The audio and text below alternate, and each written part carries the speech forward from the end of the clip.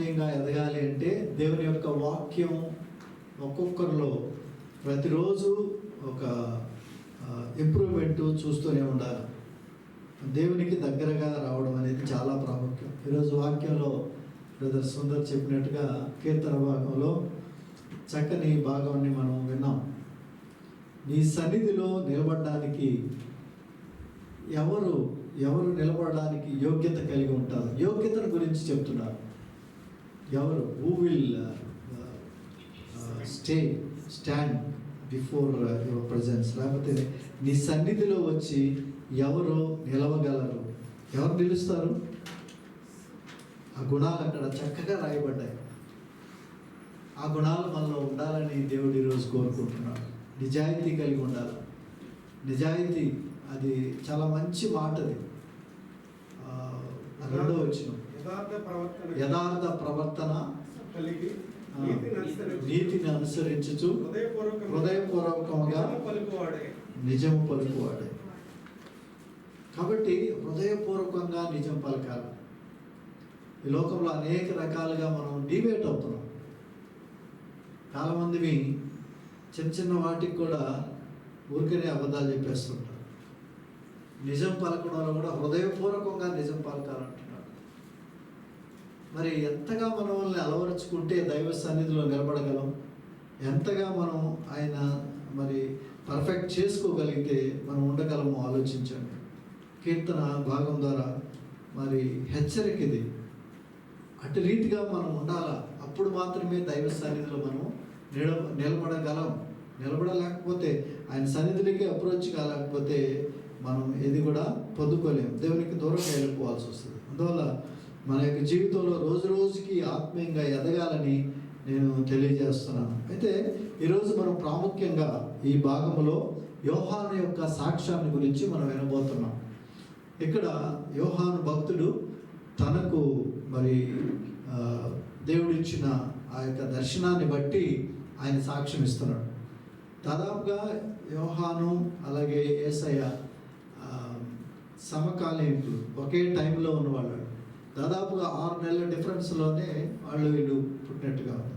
ఎందుకంటే ఎలిజబెత్ యొక్క గర్భంలో యోహాను ఉన్నప్పుడు మరియమ్మ అక్కడికి వెళుతుంది.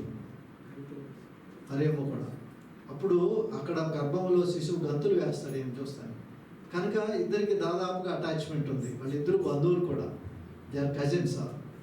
వీళ్ళిద్దరూ కజిన్స్ అవుతారు. అలాగే యోహాను భక్తుడు ఎవరైతే మరి ఈ యోహాను సువార్త రాశాడో ఆయన కూడా సొలొమీ యొక్క కుమారుడు. ఆమె కూడా మరియమ్మకి బంధువురాలి. They are all relatives. ఆయన కూడా కజిన్ బ్రదర్స్ అవుతారు. కాబట్టి వాళ్ళు దాదాపుగా ఒక టైంలో పెరిగిన వాళ్ళే. యోహాను కూడా అట్లాగే పెరిగాడు. అయితే దాదాపుగా మరి పెరిగే ఎక్కువ ఈయనకి దేవుని యొక్క వాక్యము బయలుపరిచే వరకు కూడా యోహాను ఈయన బాప్తిస్మం ఇచ్చే యోహాను అడవిలో మరి ఉన్నట్టుగా మనం చూస్తున్నాం, జనుల మధ్యలో కాకుండా. అయితే ఈ యొక్క యోహాను కానివ్వండి, లేకపోతే బాప్తిస్మం ఇచ్చే యోహాను కానివ్వండి, వీళ్ళు ఇంత క్లోజ్గా ఉన్నా కూడా వాళ్ళకి దేవుడు బయలుపరిచినప్పుడే వాళ్ళు మాట్లాడారు. అది సాక్ష్యం. యోహాను సువార్తలో సాక్ష్యం వింటున్నాం. ఆయన కూడా రాశాడు, ఆది యందు మొదటగా అవాక్యము లేదు, వాక్యమే దేవుడు వేడు. ఇవన్నీ కూడా దేవుడు ఆయనకు బయలుపరిచాడు. ఆయనే ప్రకటన గ్రంథం రాశాడు. ఆ యొక్క దేవుని యొక్క యేసుక్రీస్తును మామూలు వ్యక్తిగా కాకుండా దేవుడుగానే ఆయన చూశాడు. అందుకనే ఆయన దేవుని గురించి బయలుపరుస్తున్నాడు. Jesus is not an ordinary man.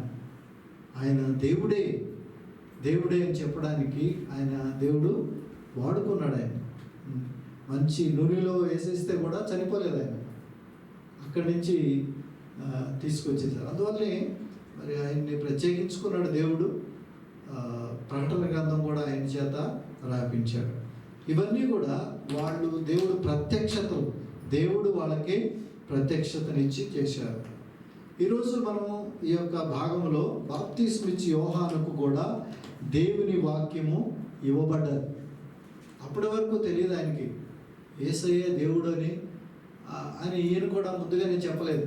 ఎందుకంటే వాళ్ళు చాలా బాగా కజిన్స్ కాబట్టి కొంత అండర్స్టాండింగ్ ఉంటుంది ఎవరెవరు. ఆయన అప్పటి వరకు కూడా యేసు ప్రభు 30 సంవత్సరాల వరకు ఎక్కడున్నాడు? తన తల్లిదండ్రుల దగ్గర. ఆయన మామూలుగా ఈ వడ్రంగి పని చేస్తూ ఉన్నాడు ఆయన. అలాగే ఈయన వీళ్ళందరికీ తెలుసు. కానీ ఎప్పుడు వీళ్ళు చెప్పారంటే దేవుని యొక్క వాక్యము బయలుపరచబడ్డది వాళ్ళకి. ఎప్పుడు దేవుని వాక్యం వచ్చిందో, ఎప్పుడు మనం దేవుడిని నమ్ముతున్నామో, ఎప్పుడు సాక్షిగా మనం ఉంటున్నామో అప్పుడు మనం దేవుని బయలుపరచాలి. మనం మామూలుగా ఉండడానికి లేదు. మన జీవితాలు ప్రత్యేకించబడ్డాయి. కాబట్టి యోహాను యొక్క సాక్ష్యం మనం వింటున్నాము ఈరోజు. మరి యోహాను ఇద్దరు యోహానులే.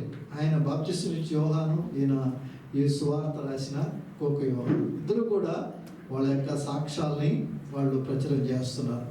ఈరోజు బాప్తిస్మం ఇచ్చే యోహానుకు ఆయనకి దేవుని వాక్యము ఇవ్వబడ్డది అని లోకాసు వార్త 3వ అధ్యాయము 2వ వచనం నుంచి చూస్తే ఆయనకి దేవుని యొక్క వాక్యము ఇవ్వబడ్డది.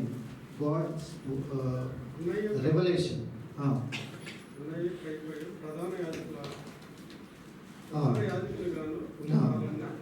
ఉన్న కాలములో అరణ్యములో ఎక్కడున్నాడు ఈయన? అరణ్యములో. చిన్నప్పటి నుంచే కూడా ఆయన ఒక ప్రత్యేకంగా పెంచబడ్డాడు. కాబట్టి అరణ్యములో ఉన్న జకర్యా కుమారుడైన యోహాను నొద్దకు దేవుని వాక్యం వచ్చాను. ప్రైజ్ గాడ్, హల్లెలూయా. దేవుని వాక్యం మనందరం కూడా ఈరోజు రక్షించబడడానికి దేవుని వాక్యమే, ఇంకే ఆధారం లేదు. దేవుని వాక్యం ద్వారా మనము పట్టబడుతున్నాము దేవుడిచ్చిన ఆ సాక్ష్యాల్లో. ఇక్కడ కూడా ఆయనకి దేవుని వాక్యము వచ్చింది. ఆ వాక్యం వచ్చినప్పుడు అప్పుడు ఆయన ప్రకటించడం మొదలుపెట్టాడు. అంతటా అతడు వచ్చి పాప క్షమాపణ నిమిత్తము మారు మనస్సు విషయమైన బాప్తిసం పొందవలనని యోర్దాను నది ప్రదేశమంతటా ప్రకటించుచున్నాడు.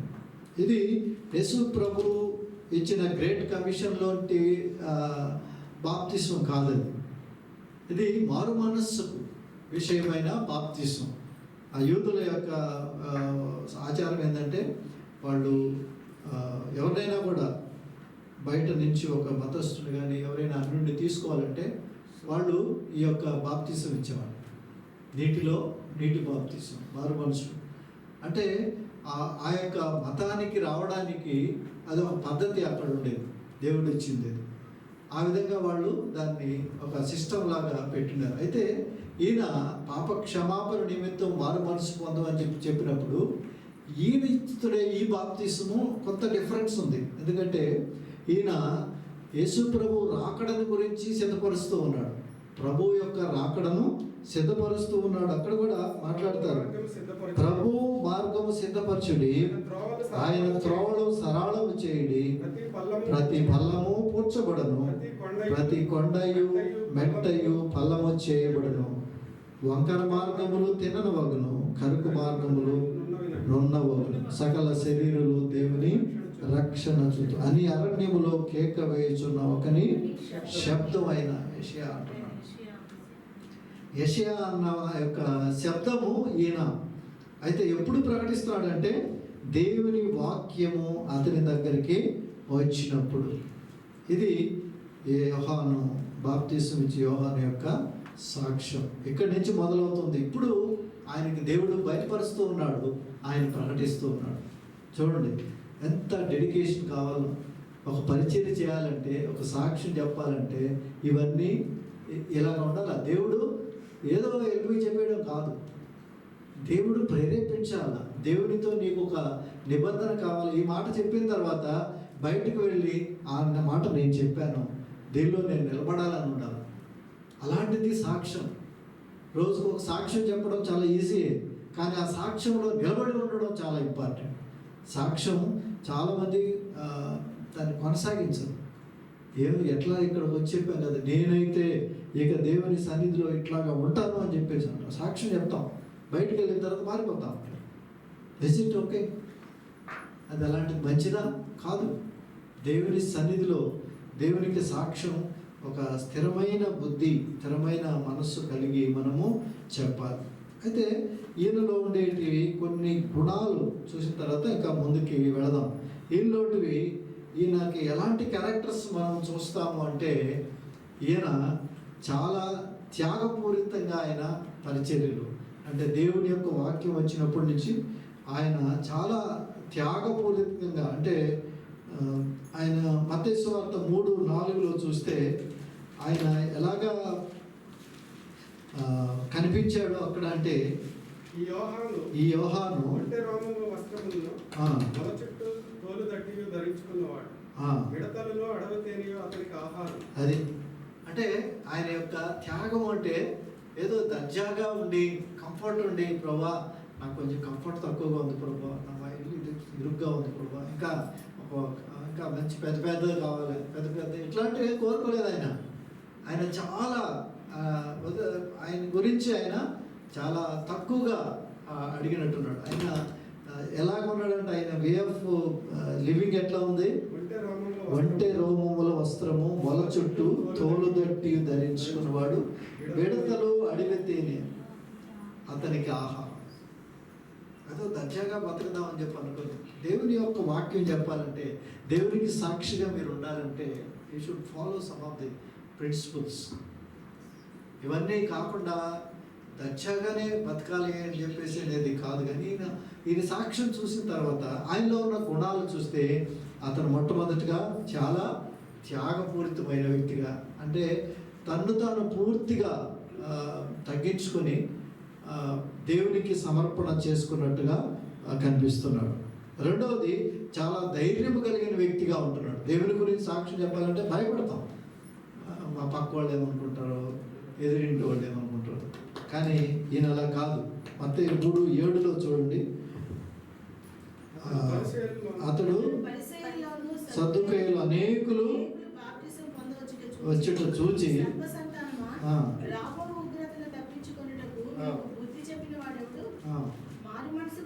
వారు మనస్సుకు తగిన ఫలము ఫలించుడి.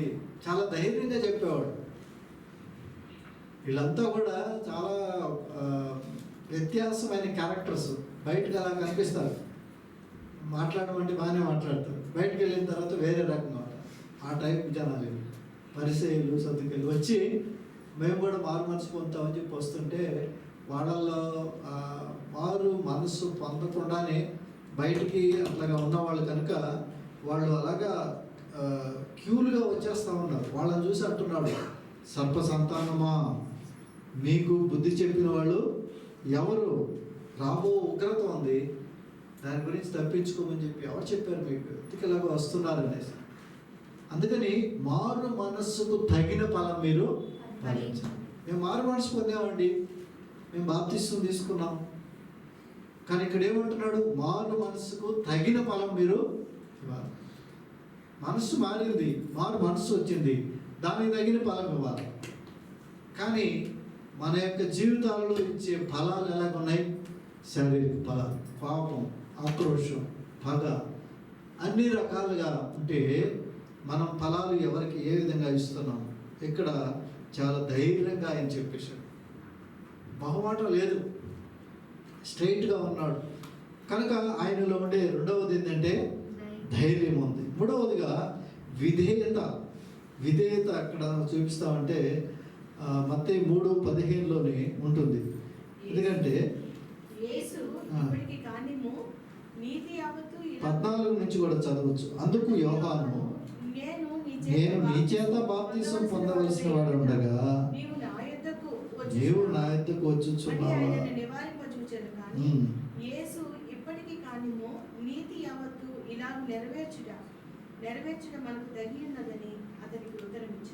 ఇక్కడ ఆయన తను తాను యేసు ప్రభువుని తెలుసుకుంటానే వెంటనే ఆయనకి తగ్గింపులో ఎలాగంటే, నేను కదా నీ దగ్గర బాప్తిసం తీసుకోవాలి, నువ్వు వస్తున్నావు ఏంటి అంటే ఇంతగా ఆయన ఎంతోమంది వస్తున్నారు ఆయన దగ్గరికి బాప్తిసం తీసుకోవడం. బట్ ఎప్పుడైతే ప్రభువుని గుర్తించాడో యేసయ్యను చూసి అంటున్నాడు, నేను నీ దగ్గర బాప్తిసం పొందాల్సిన వాడిని అని అంటున్నాడు. కనుక ఆయనకి తగ్గింపు, ఇంకా తగ్గింపులో అంటే కూడా మనం మార్కు సువార్త 1:7 కూడా ఈ మాట మనం చూడొచ్చు. మార్కు సువార్త 1:7. మరియు అతడు నాకంటే శక్తిమంతుడు ఒకడు నా వెనుక వచ్చుచున్నాడు. నేను వంగి ఆయనకు చెప్పుల వారను విప్పుటకు పాత్రుడను కాను. నేను నేలలో మీకు బాప్తిసం ఇచ్చేటిని, కానీ ఆయన పరిశుద్ధాత్మలో మీకు బాప్తిసం ఇచ్చునని చెప్పి ప్రకటించుచున్నాడు. అంటే యేసు ప్రభువుని గురించి చెప్పడంలో నీవు వీళ్ళంతా చాలా ప్రశ్నలు వేస్తున్నారు. అప్పుడు చెప్తున్నాడు అన్నమాట, మరి ఎవరూ కాదు కదా, నువ్వెందుకు ఈ విధంగా బాప్తీసం ఇస్తున్నావు అంటే, నేను కేవలం నీళ్ళలోనే ఇస్తున్నాడు, నా వెనక వచ్చేవాడు పరిశుద్ధాత్మతోనూ అగ్నితోనూ మీకు బాప్తీసం ఇస్తాడు అని చెప్పాను. అప్పుడు ఆయన ఎంతగా తగ్గించడో మనకు తెలుస్తుంది. అన్నిటికంటే కూడా ఆయనకి మార్కు సువార్త 6:20 పరిశుద్ధత, ఆయనలో పరిశుద్ధత, అన్నిటికి ఇదే మూలం. మనకి ఎక్కడికి వెళ్ళినా, ఏ విధంగా మనం జీవించినా పరిశుద్ధత ఎప్పటికెప్పటికీ మనకు మూలంగా ఉండాలి.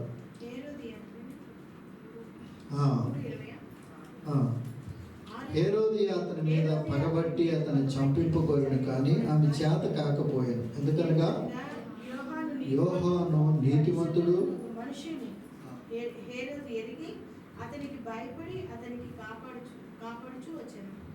యోహాను నీతిమంతుడని పరిశుద్ధుడు అగు మనుష్యుడు అని హేరోదు ఎరిగి, ఎవరినైతే ఆయన చంపించాలి, ఆయన తలపగలగొట్టి ఇవ్వాలి అని అనుకుంటున్నాడో, ఆయన పరిశుద్ధుడని నీతిమంతుడని ఎరిగి ఆయనకి భయపడి అతన్ని కాపాడుతూ వచ్చాడు. ఏమీ చేయలేక పరిస్థితులు ఉంది ఆయన దగ్గర. అలాంటి హేరోదు కూడా ఈయన పరిశుద్ధుడు అని చెప్తున్నాడు ఇక్కడ. ఇంకా మనం చూస్తే ఇతను హతసాక్షిగా చనిపోయినవాడు, హతసాక్షిగా. మరి ఇంకొకటి ప్రాముఖ్యమైనదంటే ప్రభువు మెచ్చుకున్నాడు. ప్రభువు మెచ్చుకున్నాడు. ఆయన గురించి ఏమంటాడంటే, మరి పాత నిబంధన గ్రంథంలో చెప్పినట్టుగా 11 మత్తయి సువార్త 11:11 ఉంటుంది మాట.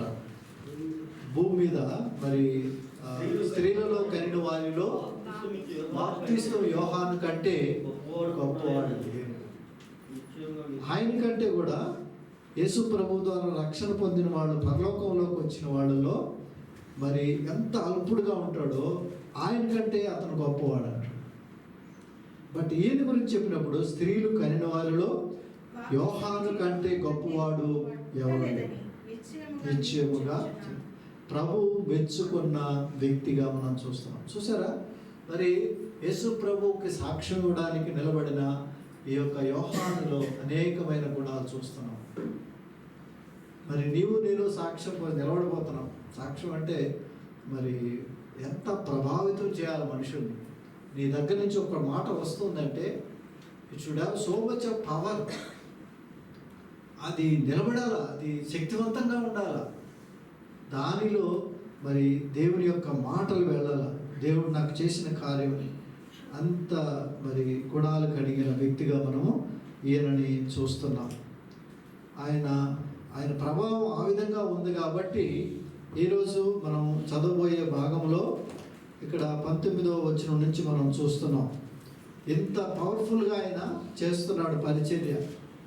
ఇప్పుడు ఈయన 19వ వచనం చూస్తే, నీవెవడవని అడుగుటకు యూదులు యెరూషలేము నుండి యాజకులను లేవీయులను యోహాను వద్దకు పంపినప్పుడు అతడు ఇచ్చిన సాక్ష్యం. ఎందుకు ఆయన దగ్గరే పంపిస్తున్నారు? వీళ్ళందరూ మెస్సయ్య కోసం ఎదురు చూస్తూనే ఉన్నారు. కానీ యేసు ప్రభు మెస్సయ్య అని వాళ్ళకి అసలు మిగులు పడలేదు, అండర్స్టాండ్ కాలేదు వాళ్ళకి. కాబట్టి యోహాను భక్తుల దగ్గరికి ఈయనే మెస్సయ్యేమో అనే ఉద్దేశంతో కూడా ఒక డౌట్తో ఉంది వాళ్ళకి. అందువల్ల పంపిస్తూ ఉన్నారు. యాజకులను లేవీయులను పంపిస్తున్నారు ఇక్కడ. మరి ఈ యొక్క యాజకులు లేవీయులు వీళ్ళ దగ్గరికి మరి వచ్చి ఆయన అడుగుతున్నారు. ఎందుకు మరి నీవెవరివి అని చెప్పి అడుగుతున్నారు. వీళ్ళకి డౌట్ ఏముందంటే ఆయన ఒకవేళ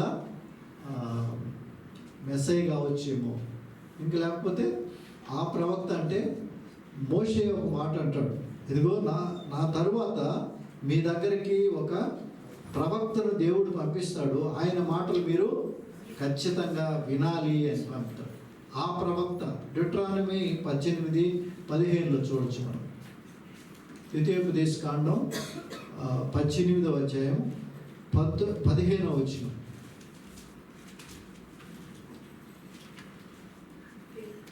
హోరేబులో సమాజ దినమున నీవు నేను చావక ఉండినట్లు మళ్ళీ నా దేవుడైన యెహోవా స్వరము నాకు వినబడకుండును గాక, ఈ గొప్ప అగ్ని నాకు ఇకను కనబడకుండును గాక అని చెప్పింది. ఆ సమయమున నీ దేవుడైన యెహోవా నీవు అడిగిన వాటన్నిటిని చెప్పున నీ దేవుడైన యెహోవా నీ మధ్యలో నా వంటి ప్రవక్తను నీ సహోదరులలో నీ కొరకు పుట్టించును. ఆయన మాట నీవు వినవలెను. ఇది వాళ్ళకి ఇశ్రాయేలుకి తెలుసు, ఒక ప్రవక్త రాబోతున్నాడు, ఆయన మాట మీరు వినాలి. కాబట్టి ఎవరు వచ్చినా కూడా వీళ్ళన్నీ అడుగుతూ ఉంటారు, మీరు ఆ ప్రవక్తవా? ఆ ప్రవక్త అంటే ఎవరైనా? మోషే చెప్పిన ఒక ప్రవక్త, ఆ ప్రవక్త అనే డౌట్తో అడుగుతూ ఉన్నారు, నువ్వేమన్నా ఆ ప్రవక్తవా అన్నాడు. ఇంకోటి ఏంటంటే మెస్సయ్యవా అన్నాడు, ఆయన కాదన్నాడు. రెండోది ఇంకొకటి కూడా అడిగారు, ఏమని? నీవు ఏలియావా? మలాకీ గ్రంథం 4వ అధ్యాయం 5వ వచనం. ఇది కూడా వాళ్ళు ఎదురు చూసేదే, ఏలియా వస్తాడని వాళ్ళకి తెలుసు. ఇక్కడ ఏలియా గురించి కూడా వాళ్ళు అడుగుతున్నారు, ఏమని?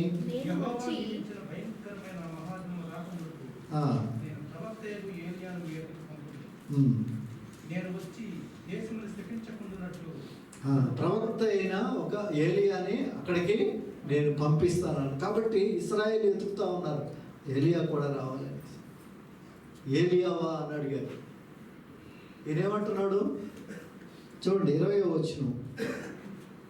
అతడు ఎరుగుననక ఒప్పుకొనెను, క్రీస్తును నేను కాదు అని చెప్పాడు, మెస్సయ్యను కాదు అని చెప్పాడు. తర్వాత మెల్ల అడుగుతున్నారు, ఏమని? కాగా వారు మరి నీవెవరు? ఏలియావా అంటే మలాకీ 4:5 వాళ్ళకు ఉంది కాబట్టి మళ్ళీ అడుగుతున్నారు, ఏమని? నువ్వు ఏలియావా అంటే ఆయన ఏమంటున్నాడు? ఏలియా అన్నప్పుడు అతడు కాదు అని. తర్వాత మూడవది, నీవు ఆ ప్రవక్తవా? నాకు చెప్పాను కదా, డ్యూట్రానమీ చదివాం కదా 18:15 ఆ ప్రవక్తవా అన్నప్పుడు కానని ఉత్తరం ఇచ్చాను. చూసావా, ఇవన్నీ కూడా వాళ్ళు ఎదురు చూస్తున్నారు. వాళ్ళు మెస్సయ్య రావాలని వాళ్ళకి తెలుసు, ఆ ప్రవక్త అని గురించి తెలుసు, ఏలియావా అంటున్నాడు. అయితే యేసు ప్రభు ఈ యొక్క ఏలియా అని కూడా ఒకసారి సందర్భంలో మాట్లాడతాడు. ఏలియా అన్నప్పుడు మరి ఈ యొక్క యూదులు వెళ్ళి చాలా వెతుకుతూ ఉంటారు. లూకాసు వార్త 11వ అధ్యాయంలో చూస్తే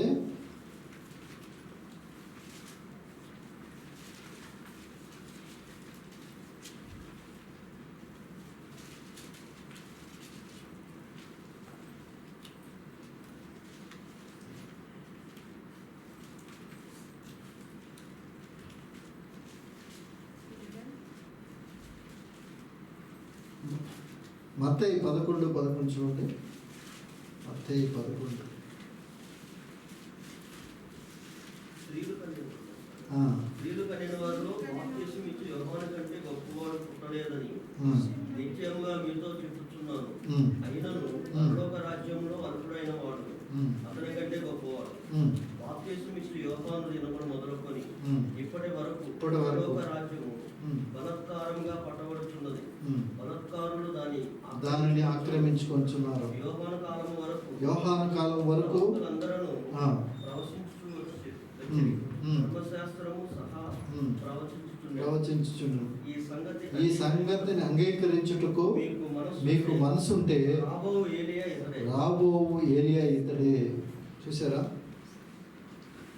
రాబోవు ఏలియా ఇతడే ఏలియా అన్నట్టుగా ఇక్కడ యేసు ప్రభు కూడా చెప్తున్నాడు. కానీ ప్రకటన గ్రంథంలో కనుక మనం వెళితే అక్కడ మరి మనం ఇంకొక ఇద్దరు వ్యక్తుల్ని మనం చూస్తాం. అది యేసు ప్రభు రెండవ రాకడలో సిద్ధపరిచే వ్యక్తుల్లో చూస్తాం. అక్కడ కూడా ప్రకటన గ్రంథం 11వ అధ్యాయంలో మనం చూడొచ్చు. మరియు ఒకడు చేతి కనవంటి కొలకర్ర నాకు ఇచ్చి, నీవు లేచి దేవుని ఆలయము బలిపీఠమును కొలత వేసి ఆలయంలో పూజించు వారిని లెక్క పెట్టుము. ఆలయమునకు వెలుపటి ఆవరణమును కొలత వేయక విడిచిపెట్టుము. అది అన్యునికి మూడో వచ్చి నుంచి నేను నా ఇద్దరు సాక్షులకు అధికారం ఇచ్చేదను. వారు గోనె బట్ట ధరించుకొని 1260 దినములు ప్రవచింతులు. తర్వాత 10వ వచనం కూడా చూడండి. ఈ ఇద్దరు ప్రవక్తలు భూ నివాసులను బాధించినందున భూనివాసులు వారి గతి చూచి సంతోషించు ఉత్సాహించుచు ఒకరికొకరు కట్నం పంపుకుంటున్నారు. అయితే ఆ మూడు దినముల అయిన పిమ్మట దేవుని యొద్ద నుండి జీవాత్మ వచ్చి వారిలో ప్రవేశించెను. కనుక వారు పాదములు ఉని నిలిచిరి. వారిని చూసిన వారికి మిగుల భయము కలిగేను. అప్పుడు ఇక్కడికి ఎక్కి రండని పరలోకం నుండి గొప్ప స్వరము నమ్మతో చెప్పుట వారు విని. చాలు ఇక్కడ ఎక్కువ మనం అర్థం చేసుకోవాల్సింది 2 వాక్యాలు. ఇక్కడ యేసు ప్రభు యొక్క ఆ యొక్క నిర్గమనం గురించి ఇచ్చేటప్పుడు కూడా, మరురూపం దాల్చినప్పుడు కూడా, ట్రాన్స్ఫిగరేషన్ అయినప్పుడు కూడా యేసు ప్రభుతో పాటుగా ఎలియాను అలాగే మోషే రావడం మనం చూస్తాం. అలాగే ఇక్కడ కూడా ఇద్దరు ప్రవక్తలు యేసు ప్రభు యొక్క 2వ రాకడ గురించి ప్రకటిస్తూ ఇక్కడ 11వ అధ్యాయం రెవల్యూషన్స్లో చెప్తారు. వాళ్ళు ప్రవచించే దినాలన్నీ కూడా వర్షం కురవకూడదంటే వర్షం కురవకుండా ఉంటుంది. అలాగే తెగుళ్ళతో భూమిని బాధించే అధికారం వాళ్ళకి ఇవ్వబడ్డది.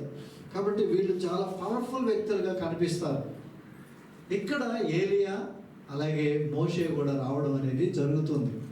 వీళ్ళిద్దరూ కూడా ఈ యొక్క ఇశ్రాయేల్ని సిద్ధపరచడానికి ఏలియా వస్తాడు. అంటే ఇక్కడ వచ్చే ఏలియా డైరెక్ట్గా ఆయన ఏ విధంగా అయితే చావు లేకుండా అగ్ని రథాల మీద వెళ్ళిపోయాడో ఆయన తిరిగి ఇక్కడ రావడం అనేది మనం చూస్తాం.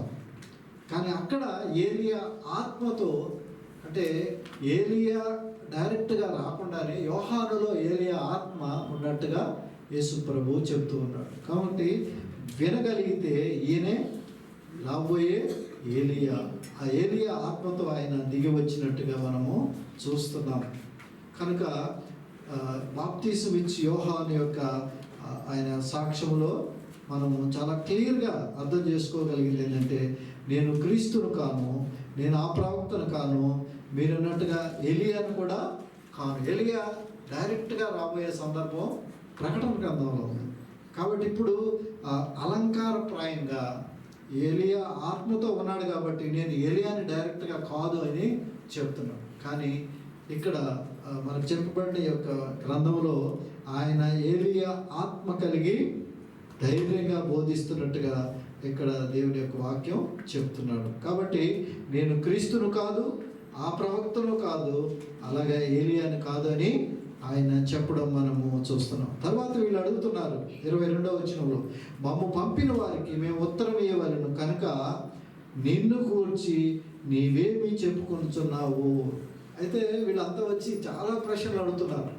మేమేం చెప్పాలి, నువ్వెవరు అని మేము చెప్పాలి అన్నప్పుడు ఆయన 23వ వచనం చెప్తున్నాడు ఇక్కడ, ఆయన నేను అరణ్యములో వేయు కేక. అంటే ఈ యొక్క యెషయా గ్రంథం 40వ అధ్యాయంలో 3వ వచనంలో ఉంటుంది ఈ మాట. యెషయా ముందుగానే ఈయన గురించి రాసిన ఆ మాటను ఏమంటున్నాడు ఇక్కడ, ప్రభు త్రోవ సరళము చేయడని అరణ్యములో ఎలుగెత్తు చెప్పు ఒకని శబ్దము. ఇది మనం యెషయాలో కూడా చూడొచ్చు. ఆలకించుడి,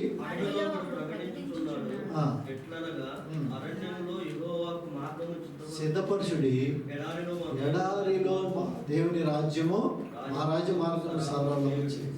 అంటే ఈ యొక్క యోహాను భక్తుని గురించి కూడా ఒక కేక, అరణ్యములో ఒక ప్రభు త్రోవ సరళం చేసే ఒక కేక, ఎలుగెత్తి శబ్దము అని చెప్పబడిన ఆ శబ్దాన్ని నేను మెస్సైను కాదు, ఆ ప్రవక్తను కాదు, ఏలియాను కూడా కాదని చాలా స్పష్టంగా తెలియజేస్తున్నాడు. ఇప్పుడు వాళ్ళు అడుగుతున్నారు మళ్ళా వచ్చి, పంపబడిన వారు పరిశీలకు చెందిన వారు. ఇప్పుడు మళ్ళా వాళ్ళు ఏమడుగుతున్నారు చూడండి, 25వ వచనం 25th. నీవు క్రీస్తు అయినను నీవు క్రీస్తువైనను ఏలియావైనను ఏలియావైనను ఆ ఆ ప్రవక్తవైనను కాని ఎడల బాప్తిసమిచ్చుచున్నావని ఎందుకు బాప్తిస్తున్నావు? సెకండ్ క్వశ్చన్ మీద క్వశ్చన్ అన్నమాట. ఎందుకు ఇలాగా బాప్తిస్తున్నావు? బాప్తిస్మించడానికంటే అప్పుడు చెప్తున్నాడు అనమాట ఆయన. మనం అట్లా నేను నీళ్ళలో బాప్తిస్మిచ్చుచున్నాను, కానీ నా వెనుక వచ్చేవాడు మీ మధ్య ఉన్నాడు, మీరు ఆయనను ఎరుగరు, ఆయన చెప్పుల వారు ఇప్పటికైనను నేను యోగ్యుడును కానని చెప్పాను. యోహాను బాప్తిస్మిచ్చుచున్న యోర్దాను నదికి ఆవలనున్న బెతేనియాలో ఈ సంగతులు జరిగాయి. చూడండి ప్రియులారా, మరి యేసు ప్రభువుని గురించిన ఎంత స్పష్టమైన అవగాహనతో అక్కడ ఆయన గురించి ఆయన హెచ్చించుకోలేదు. నేను కాదు, క్రీస్తును కాదు. ఒకవేళ మరి నువ్వే దేవుడు అంటే ఈరోజు చాలామంది హెచ్చించుకునే ఆ మనస్సులు చాలామందికి ఉండొచ్చు. కానీ ఇతను నేను క్రీస్తును కాను, ఏలియాను కాను, ఆ ప్రవక్తను కాను. మరి ఎందుకు నువ్వు బాప్తీసం ఇస్తున్నావు అంటే, నేను నీళ్ళలో బాప్తీసం ఇస్తున్నాను, కేవలంగా నేను నీళ్లతో కడుగుతున్నాను, కానీ నా వెనుక వచ్చేవాడు అసలైన బాప్తీసం ఇచ్చేది యేసుక్రీస్తులో పరిశుద్ధాత్మతో మీకు బాప్తీసం ఇస్తాడు. కనుక ప్రభువులో మనం బాప్తీసం ఇచ్చేది నీటి బాప్తీసంతో పాటుగా యేసు ప్రభు ఇచ్చే పరిశుద్ధాత్మ బాప్తీసం గురించి ఈయన సాక్ష్యం వహిస్తున్నాడు. ఈయన బాప్తీసం గురించి క్లియర్గా చెప్తున్నాడు.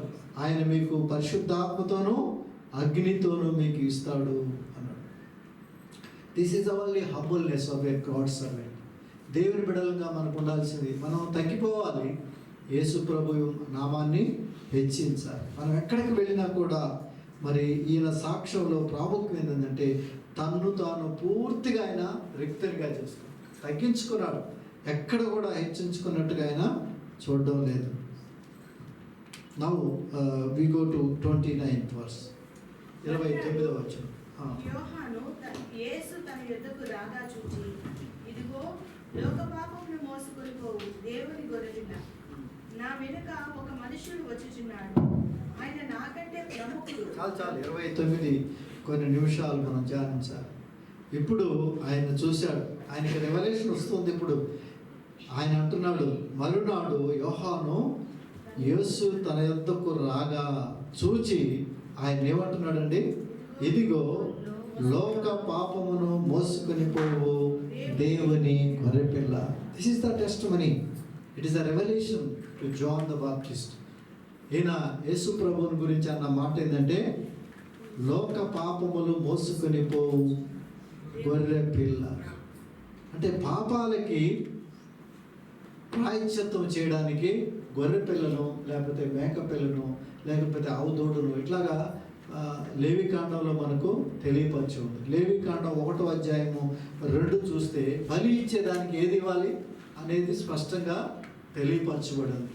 ఒక బలి ఇవ్వాలి, వాళ్ళకి కట్టడ ఏది తెలియపరచబడదు అంటే లేవికాండం 1:2 మనం ఒకసారి చూస్తే,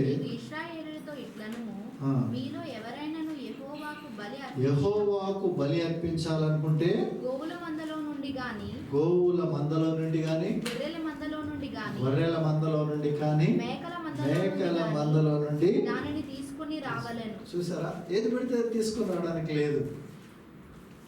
మరి పాత నిబంధనలో బలికి సిద్ధపడిన గొర్రె పిల్లగా మనం చూస్తున్నాం.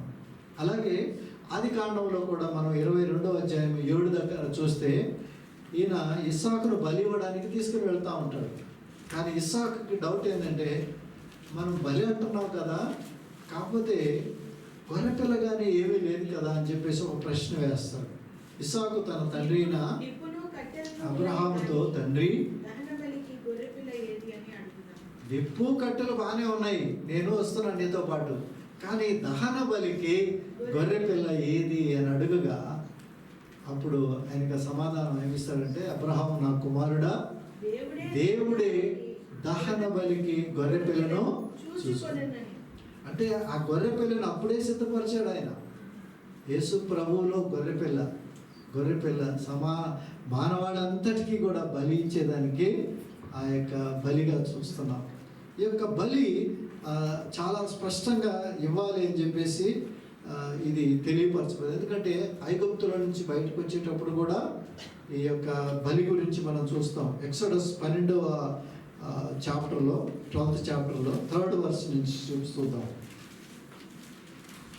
నిర్గమకాండం 12:3 వచనం. ఇశ్రాయేలీయుల సర్వ సమాజముతో ఈ నెల దశమి నాడు వారు తమ కుటుంబాల్లో లెక్క చొప్పున ఒక్కొక్కడు గొర్రెపిల్లనైన్ను మేకపిల్లనైన్ను అనగా ప్రతి ఇంటికి ఒక గొర్రెపిల్లనైన్ను ఒక మేకపిల్లనైన్ను తీసుకునేవాళ్ళు. ఆ పిల్లను తిరుటకు ఒక కుటుంబం చాలకపోయిన ఎడల వాడును వాని పొరుగు వాడును తమ లెక్క చొప్పున దాన్ని తీసుకునేవాళ్ళు. ఇక్కడ 1 నుంచి 13 వరకు 3 నుంచి 13 వరకు ఆ యొక్క గొర్రె పిల్ల యొక్క రక్తాన్ని గురించి, దాని నుంచి వాళ్ళు విడుదల పొందేది గురించి మనం చాలా క్లియర్గా రాసి ఉంది. ఈ విధంగా చేయడం ద్వారా వాళ్ళకి ఏమొస్తుంది? చివరిగా 13వ వచనం చూద్దాం. వాళ్ళు ఆ విధంగా ఆ రక్తము మీకు గుర్తుగా ఉండును. నేను ఆ రక్తమును చూచి మిమ్మల్ని నశింపచేయుట దాటిపోయేదను. నేను ఐగుప్తు దేశమును పాడు చేయుచుండగా మేము సంహరించుటకు తెగులు మీ మీదికి రాదు. మీ మీదకి రాదు. కాబట్టి ఈ దినము మీకు జ్ఞాపకార్థమైనదగును. మీరు యెహోవాకు పండుగగా దానిని ఆచరింపవలెను. తరతరములకు ముఖ్యమైన కట్టడగా దానిని ఆచరింపవలెను. ఇది ఇశ్రాయేలుకి ఒక కట్టడ. ఎందుకంటే వాళ్ళు ఆ యొక్క ఐగుప్తు నుంచి బయలుదేరి వచ్చినప్పుడు బలి పశువుగా ఒక్కొక్క గొర్రె పిల్లని వాళ్ళు ఇవ్వవలసి వచ్చింది. అయితే వీటన్నిటికీ కూడా ఫైనల్ కంక్లూషన్గా యేసు ప్రభు రావడం, దేవుని గొర్రె పిల్లగా ఇక్కడ బయలుపరచబడుతుంది. హల్లెలూయా. ఇక్కడ యేసు తన యొద్దకు రాగా ఆయన అంటున్నాడు, ఇదిగో లోక పాపములను మోసుకొని పోవు దేవుని గొర్రె పిల్ల. దీని గురించి ఈవెన్ న్యూ టెస్ట్మెంట్లో కూడా చూడొచ్చు. 1 కొరింథీ 5:7.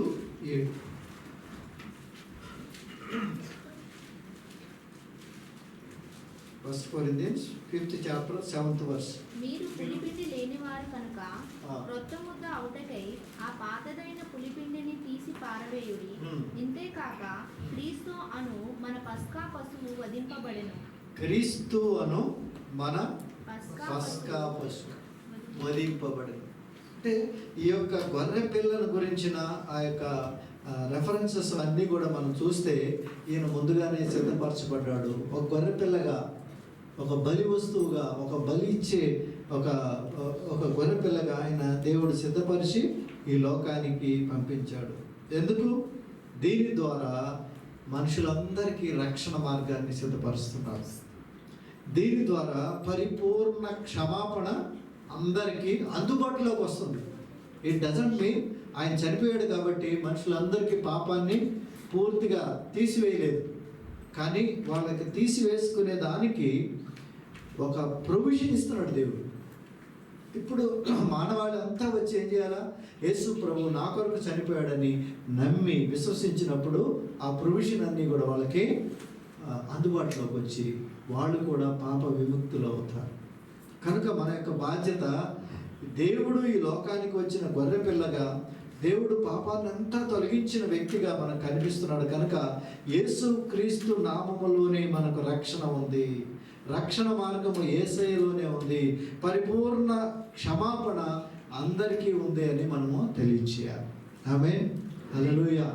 అది చర్చి పని, మనం చేయాల్సిన పని. అది కేవలం మరి మన యొక్క జీవితంలో మనకు అవసరమైనవి అడగడమే కాదు, కానీ దేవుడిచ్చిన యొక్క రక్షణ మార్గం అనేది మనము తెలియచేయాలి. కాబట్టి అందరి కొరకు బలి అయ్యే లోక గొర్రె పిల్ల, లేకపోతే లోక పాపములు మోసుకొని పోతున్న దేవుని గొర్రె పిల్ల అని చెప్తున్నారు.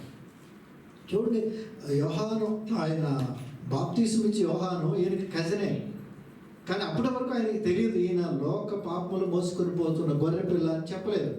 కానీ ఎప్పుడైతే దేవుడు ఆయనకి బయలుపరిచాడో ఇప్పుడు ఆయన చెప్తున్నాడు, ఈయన లోక పాపములు మోసుకొని పోతున్న దేవుని గొర్రె పిల్ల.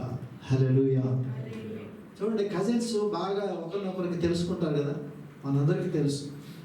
ఎందుకంటే క్లోజ్గా పెరుగుతారు కనుక వాళ్ళు ఏంటో తెలుసు, వాళ్ళు ఎలాంటి పనులు చేస్తారో తెలుసు, ఎలాంటి మనుషులు అన్నీ తెలుసు. కనుక వీళ్ళు కూడా బాగా ఒకరికొకరు తెలిసిన వాళ్ళే. కానీ ఇప్పుడు ఈ టైంకి వచ్చేటప్పటికి ఆయనకి రెవల్యూషన్ వచ్చింది. ఏమని? ఈయన దేవుని గొర్రెపిల్ల, లోక పాపములు మోసుకొని పోచున్న దేవుని గొర్రెపిల్ల. అది ఈయన తెలియజేస్తున్నాడు.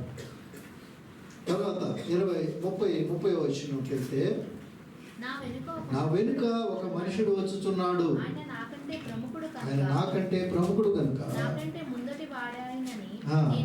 నేనెవరితో గురించి చెప్పేదనో ఆయనే. ఈయన అంటే ముందుగానే చెప్తున్నాడు, ఒక ఆయన వస్తాడు, ఆయన నాకంటే పైవాడు అని చెప్తూనే ఉన్నాడు. కానీ ఈయనే ఆయన అన్నది గురించి ఆయనకి తెలియదు.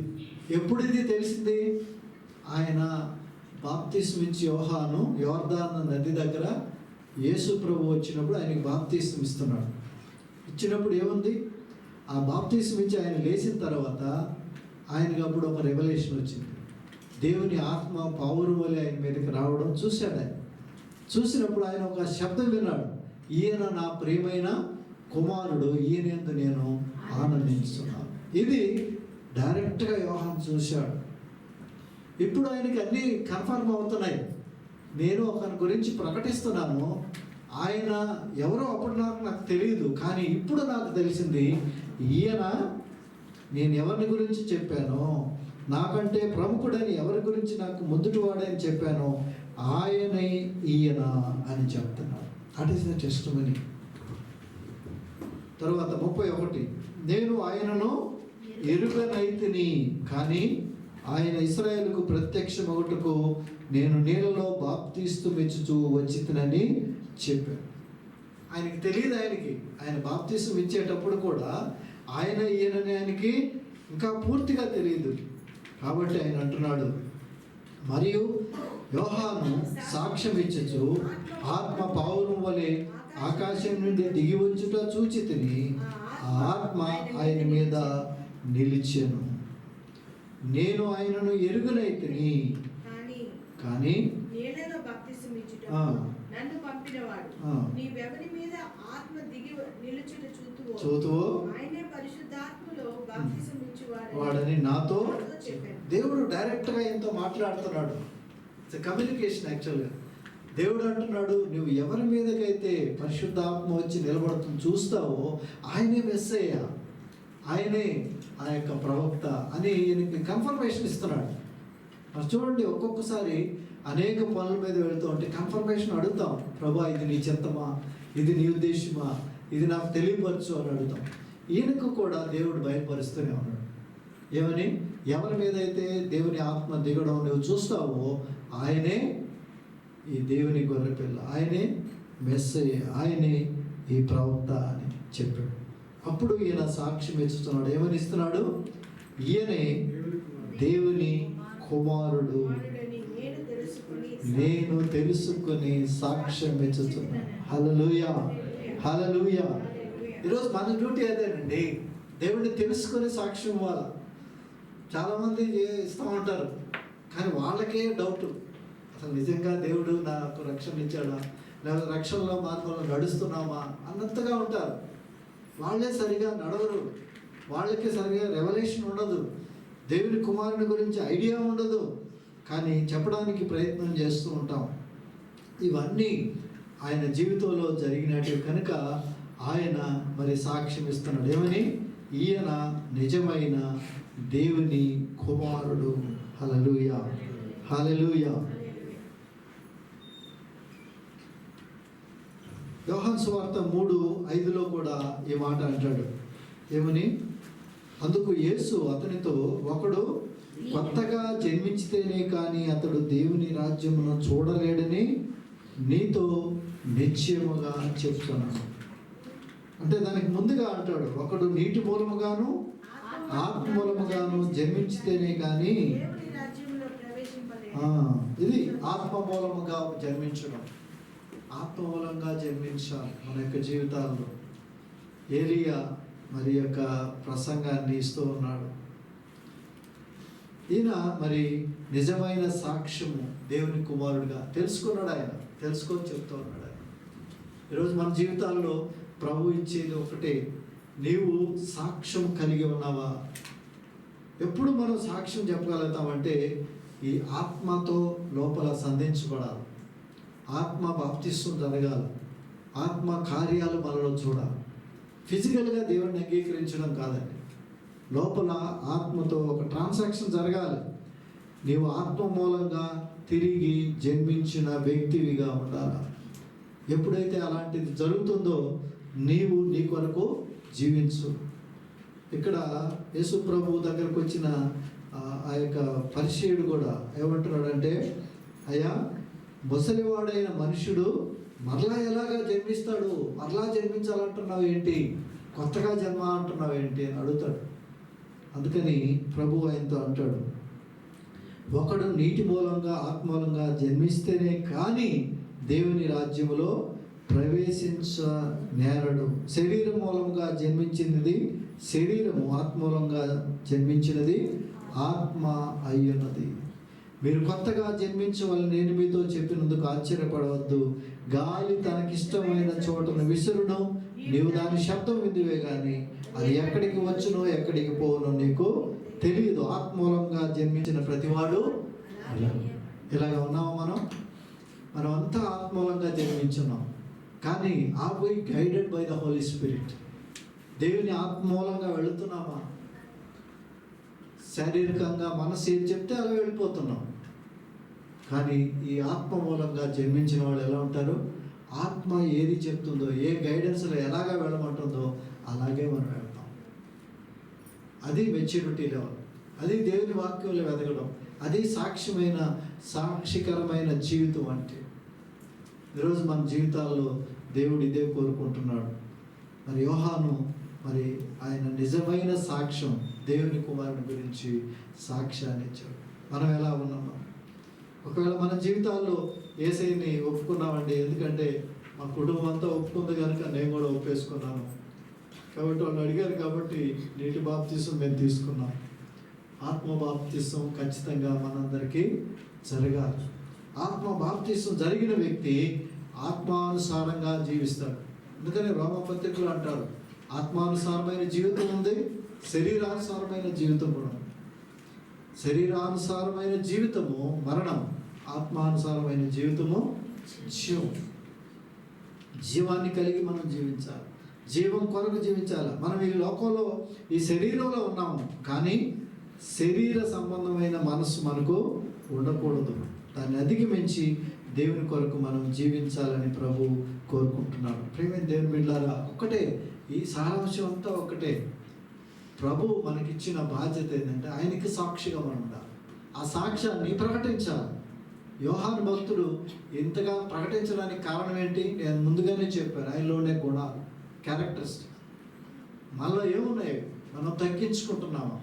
మనలో ఆయనలో ఉన్న గుణాలలో మరి అన్నీ కూడా మనం ఏ విధంగా మనం అనుభవింప చేసుకోవచ్చు. కాబట్టి ఆత్మతో మనము జన్మించబడినప్పుడు ఆత్మానుసారులుగా మనము ఎదుగుతాం. కనుక ఈ యొక్క సాక్ష్యం కలిగి మనం జీవించాలని మరొకసారి మీకు తెలియజేస్తూ కొద్ది మాటలు ముగించుకున్నాం. ప్రార్థన చేసుకుందాం. ఒకవేళ ఇంకా మీలో ఎవరైనా ఎంతవరకు నేను ఎట్లాంటి సాక్ష్యం కలిగి లేను, ఇంకా నేను మరి ప్రభువులో అంత పూర్తిగా నేను లీనమవ్వలేదు, ఆత్మానుసారంగా జీవించడం అంటే కూడా నాకు తెలీదు అని ఒకవేళ ఉంటే, ఈరోజే ఒక నిర్ణయం మీరు కనుక తీసుకుంటే నాతో పాటు ఏకీభవించండి. ప్రభువా, నీ కొరకు నేను జీవించడానికి సిద్ధంగా ఉన్నాను. ప్రభువా, నన్ను దర్శించండి, నన్ను బలపరచండి, నీ ఆత్మతో నింపండి, నీ ఆత్మానుసారంగా మమ్మల్ని నడిపించండి అని అడుగుదాం. ప్రభుని అడుగుదాం. ప్రభువా, నాయనా, ఖచ్చితంగా ప్రభు నీ కొరకు నేను జీవిస్తాను. ఈ లోకంలో ఉన్నదంతా కూడా నాయనా ఒకరోజు వదిలిపెట్టాల్సిందే. ప్రభు నీ దగ్గరికి రావడానికి కేవలం ఆత్మపూర్ణులుగా మేము జీవించే సహాయం మాకు దయచేయండి. హల్లెలూయా, హల్లెలూయా. స్తోత్రం, స్తోత్రం. ఒకవేళ మనం ఈ లోకంలో ఏదైనా ఆశపడి దాంతోపాటు సెటిల్ అవుదాం అనుకుంటే, ఒక కోరిక కలిగి దైవ సన్నిధికి వస్తే, ఇది దొరికితే చాలు ప్రభువా, ఇది దొరికితే చాలు నాయనా అనుకుంటున్నావేమో. ఒకవేళ ఉద్యోగం కావాలని, ఈ ఉద్యోగం నాకు దొరికితే చాలు ప్రభువా అనుకుంటున్నావేమో. ఒకవేళ ప్రభువా, ఇదిగో నేను ఈ యొక్క ఆశతో ఎదురు చూస్తూ వస్తున్నానయ్యా, మా కుటుంబంలో ఇన్ని కార్యాలు జరగాలయ్యా, ఈ కార్యాలు జరిగితే చాలు ప్రభువా అనుకొని వస్తున్నావా? అక్కడ వరకు ఆగిపోయావేమో. ప్రభు అంటున్నాడు, ఆత్మానుసారులు ఆత్మ మరి ఏ విధంగా నడిపిస్తుందో అలాగే వెళతారు అంటున్నాడు. గాలి ఏ విధంగా అయితే వీస్తుందో అలాగే ఆత్మ నడిపింపులో వెళ్ళే వాళ్ళు ఉంటారు. అలాగా లేకుండా ఈరోజు ఇంతకాలం నువ్వు ఉంటే ఈరోజు ప్రభు నీతో నాతో మాట్లాడుతున్నాడు. ప్రభు నీకు లోపడుతున్నాను, ప్రభు నాకు సహాయం చేయండి, నన్ను బలపరచండి, ఆదరించమని అడుగుతాం. ప్రభు నీకు స్తోత్రం. హల్లెలూయా, హల్లెలూయా, హల్లెలూయా. ప్రభు స్తోత్రం, స్తోత్రం. ఏ పరిస్థితులు ఉన్నా, ఏ పరిస్థితులు ఎట్లాగా ఉన్నా కూడా నీ కొరకు నేను జీవిస్తాను. అది నా సాక్ష్యం. ప్రభు తండ్రి, నన్ను లేపావు. శరీరంలో నేను ప్రభా కొట్టుమిట్టాడుతున్నప్పుడు, శరీర ఆశలతో నేను ఉంటున్నప్పుడు ప్రభా నన్ను లేపావు కనుక నాయన పూర్తిగా నీకు లోబడుతున్నాను, నన్ను బలపరచమని ఆయన అడుగుదాం. హల్లెలూయా, హల్లెలూయా. స్తోత్రం, స్తోత్రం, స్తోత్రం. నేనేమైనా ప్రభువా నిన్నే స్తుతిస్తాను, నాకేమున్నా ప్రభువా నీకర్పిస్తాను. నేనేమైనా ప్రభువా నిన్నే స్తుతిస్తాను, నాకేమున్నా ప్రభువా నీకర్పిస్తాను.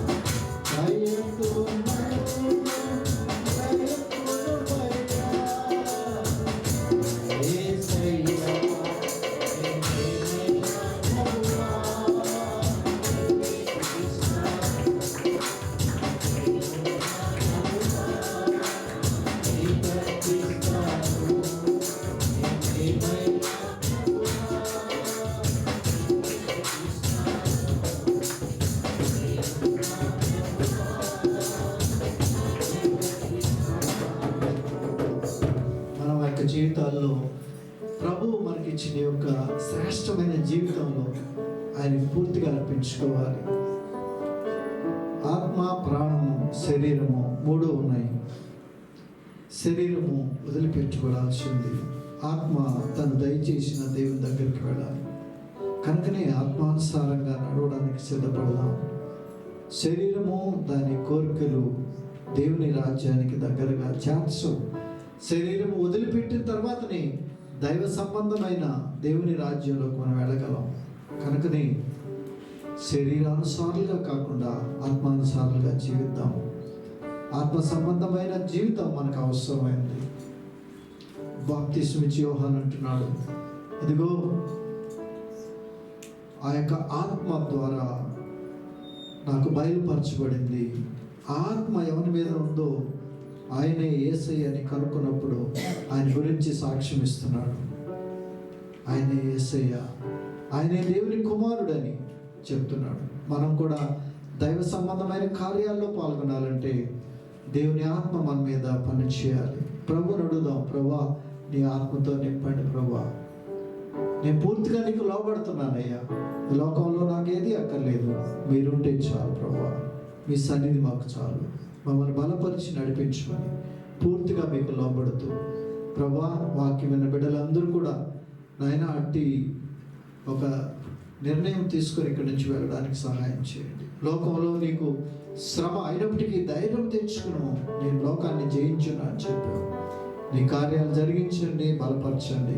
ప్రతి ఒక్కరిలో నీ ఆత్మకార్యం జరిగించమని, సంఘ అభివృద్ధిలో ప్రభువా ప్రతి ఒక్కరు కూడా నీకు సాక్షిగా అనేకులను శిష్యులుగా చేసే బిడ్డలుగా తీర్చిదిద్ది దీవించి బలపరిచి మహిమ పొందమని యేసుక్రీస్తు పరిశుద్ధ నామములో వేడుకుంటున్నాను తండ్రి. ఆమేన్.